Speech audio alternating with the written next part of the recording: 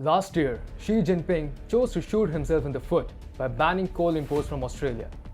Months later, today, China is realizing its folly the hard way. China is reeling under a massive energy crisis that the country has never seen before. Cities are going dark. Industries are being asked to suspend their operations. And even before China could think of alleviating its woes by importing stranded coal shipments sitting at Chinese ports, India decided to wrest away all of it in one move. Now, India is redirecting China-bound Australian coal shipments to its own ports, that too on discounted prices. But hold on, Xi Jinping, this is just the beginning. Scott Morrison and Narendra Modi are relentlessly working on upping the ante in the months to come. Hi and welcome to TFI Global, the foreign affairs and geopolitical analysis arm of the TFI Media Group. I'm your host Siddharth, and in this video, I will tell you how India and Australia are teaming up to ensure China's energy crisis ends with the closure of the CCP chapter in China's history. Let's begin. Chinese cities are going dark. Chinese manufacturers are mired in gruesome energy crisis. Coal prices are soaring and the inflation is surging like never before. And before Beijing could even think of importing the Australian coal stranded at Chinese ports to alleviate its coal crisis, India has begun importing the stranded shipments en masse to make sure that the CCP pays a hefty price for its economic coercion against Australia.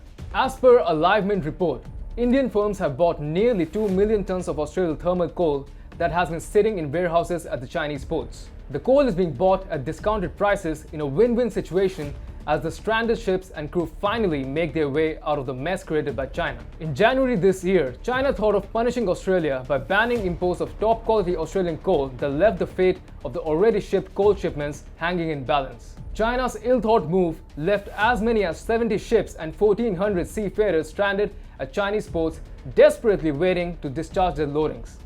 Many of them had already been redirected to other destinations, and now the remaining ones are finding Indian firms as their new buyers. Effectively, India has cancelled the Chinese war on the Australian coal industry by sending out a clear message that India is firmly standing strong with its Australian friends as they continue to battle the Chinese tyranny. Australia is highly dependent on its trade with China that roughly equals to 31% of its total trade overseas. However, the exorbitant reliance on China has not dissuaded the Scott Morrison administration from openly calling out China's brazen attempts to toss around the norms and rule-based global economic order. In fact, Australia has made it abundantly clear that it will march ahead with its India First policy to offset loss inflicted by China. Australia's Special Envoy and former Prime Minister Tony Abbott had recently made an emphatic push for a free trade agreement between his nation and India. He also said that the answer to almost every question about China is India. Moreover, India and Australia are striving to devise ways to intensify their cooperation in mining and coal sector. Last month, the first joint working group meeting on coal and mines between both the countries was held through video conferencing, and the India-Australia Energy Dialogue is slated to be held this month. Australia and India are already part of the trilateral Supply China Resilience Initiative, or SCRI, launched at the behest of Japan that aims to isolate China in major supply chains throughout the Indo-Pacific. Moreover, it was India that had come to rescue the Australian coal industry when China imposed unilateral ban in the beginning of this year. India, due to its burgeoning demand and infrastructural development, was able to substitute the demand for Australian coal from China. However, Scott Morrison, the person behind Australia's brutal crusade against the Chinese economy, is not done yet. Instead, he's preparing for upping the game. Scott Morrison is reportedly working on reining in the Australian iron ore supplies to China that would render the Chinese iron and steel industries paralyzed. Australia has already asked its exporters to diversify their export markets away from China under its China Plus strategy. Businesses should continue to pursue these opportunities where they can.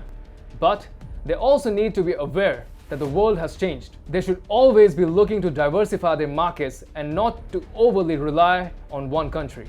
As reported by Australian Treasurer George Frydenberg, who remarked this while announcing Australia's new China trade policy last month. India and Australia, both the nations have borne the brunt of China's hegemonic conduct in the security as well as the economic realm.